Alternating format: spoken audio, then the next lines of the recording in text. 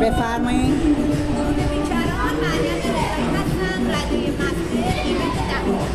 خب ببین برای پوست کردن اول بارتو بذار رو ترازو، صاف بگیر، صاف نگه دار.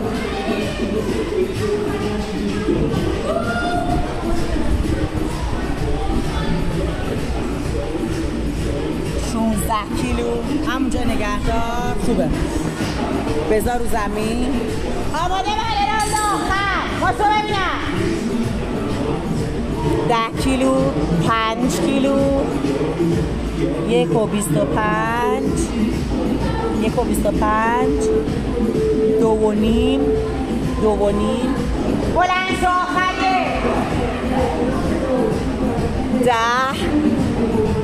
5، 1 و 25، 2 و نیم، 1 و 25، 2 و نیم.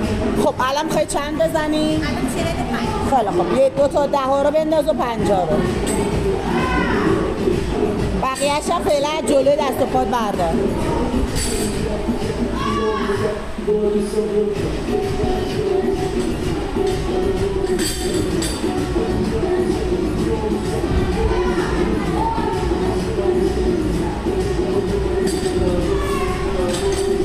الناز بیا.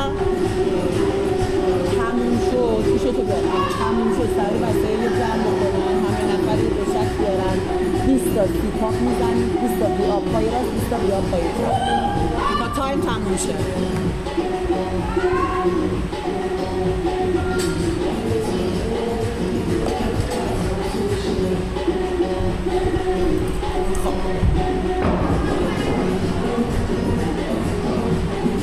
خب کوچیک‌ها رو از جلو دست و پات بردار.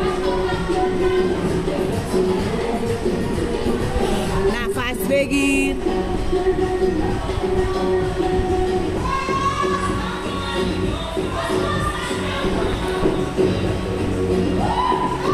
نفری دوشک. بریم مریم، آماده؟ استارتو بزنم، نفس گیری کن، هم وقت گفتم شروع کن.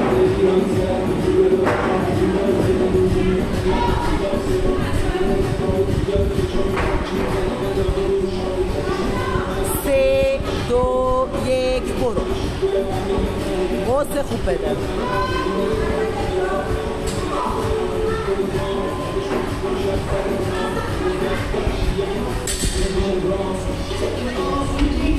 یه بار دیگه امتحان میکنی، اگر نشد قطع میکنم، 43 رو میزنی. سری بگو الناز.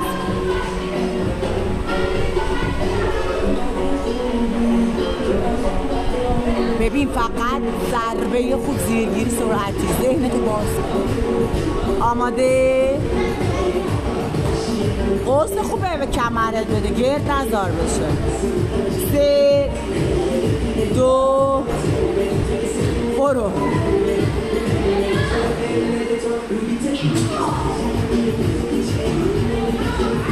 جمعش کن، بلند شو، ماشالله. مریم جمعش کن، بلند شو، بلند شو. ماشالله مریم، ماشالله.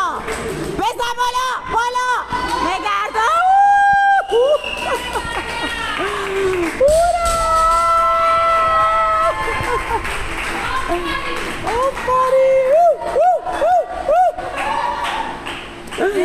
مرسی.